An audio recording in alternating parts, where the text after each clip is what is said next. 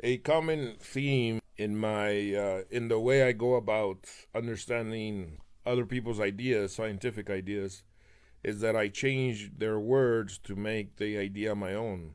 It's become pretty much a habit, I guess. I don't just do it to understand the idea, but I sometimes do it because I think the words that they're using are maybe they're dumbing it down too much, trying to explain it to the common man, and they dumb it down so much that it starts to not make sense. So I change it to what I think they mean. So it's quite possible that I don't really understand their ideas, that I think I do, but I am way off because I changed the words, and maybe I changed the meaning. Maybe, I don't know. So anyways, though, this video is going to be again my description of the Big Bang using my own words that I have good reason to suspect are wrong, and I'll get into that later. But that if I'm right, it might explain quite a few things. It might explain non locality, it might explain even dark energy. And I'll explain what I mean in a little bit. So, anyways, this video is gonna be about the same thing, which is my most unpopular videos, which is my ideas about the Big Bang.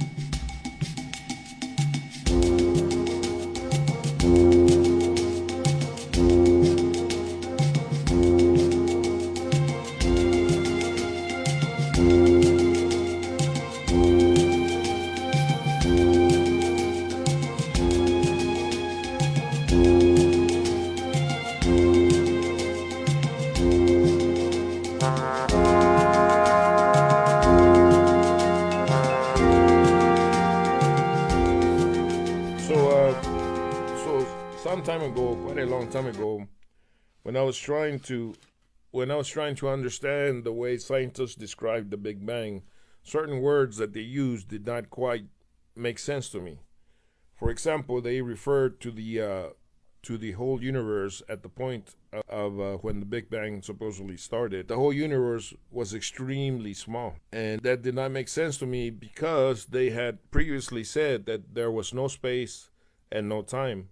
So why would the size of the universe matter? It not only should it not matter, but it doesn't make sense to refer to it extremely small. So me trying to understand what they were trying to explain, I changed the words as from extremely small to saying that a causality was instantaneous. And what I mean by causality being instantaneous, imagine if we could not make it bigger, still imagine it extremely small, like the way scientists describe it, but imagine it magnified so that we could actually see it, right? Because according to them, it would be so small that we would not be able to see it. So, anyways, though, so imagine it that we could magnify it to this size. But what I mean by causality being instantaneous is that whatever happened on this side of the universe would affect what happens on this side of the universe instantaneously. In other words, there was no space and there was no time because everything happened instantaneous throughout the universe.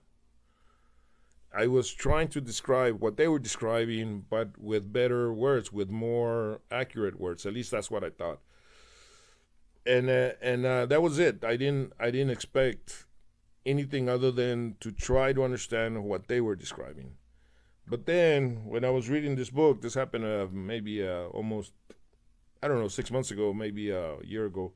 I was reading this book, and in here, I realized I'm not gonna read it again like I did in the previous video, but I realized because of Einstein's famous formula E equals mc squared, I was not describing what they were describing. I was actually describing something completely different.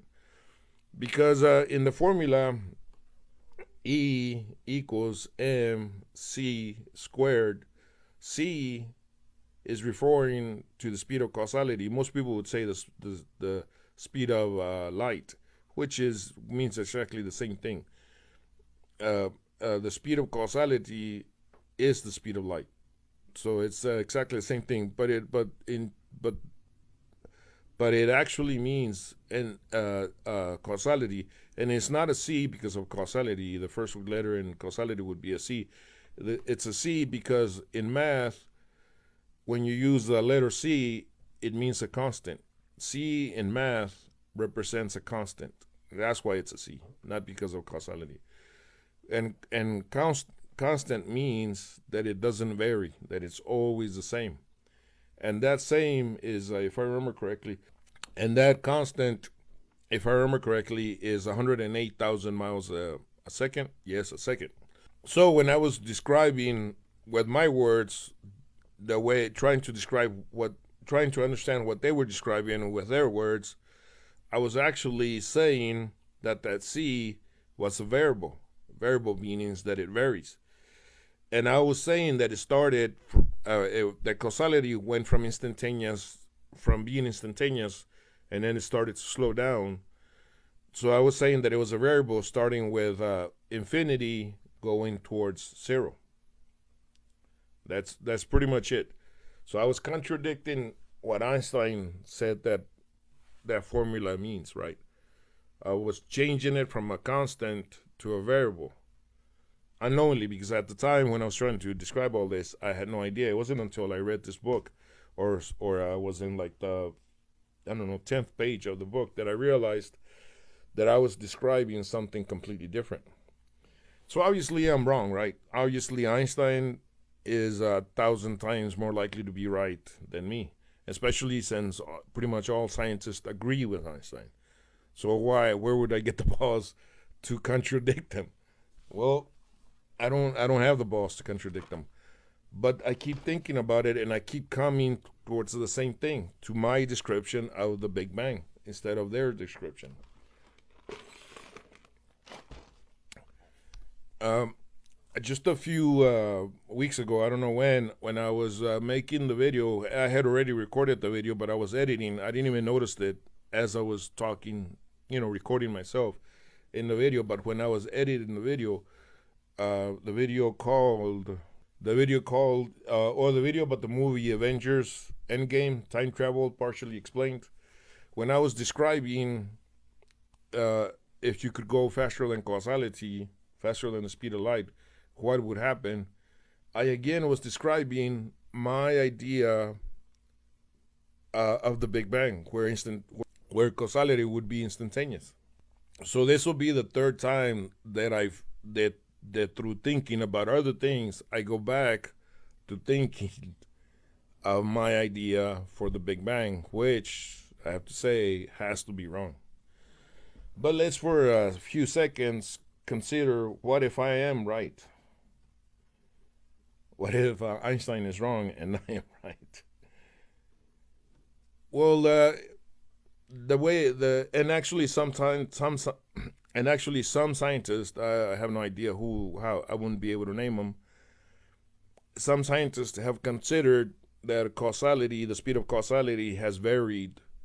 I think they could think it's varied slightly, or I don't know how much, but not where it would be instantaneous the way I would the way I used to think about it. So there are some scientists that have considered a smaller, less out there version of my idea. But like I was saying earlier, if for a few seconds I consider the idea that what if Einstein is wrong, constant C in his formula being a variable, then my idea could explain causality slowing down continuously still to this day.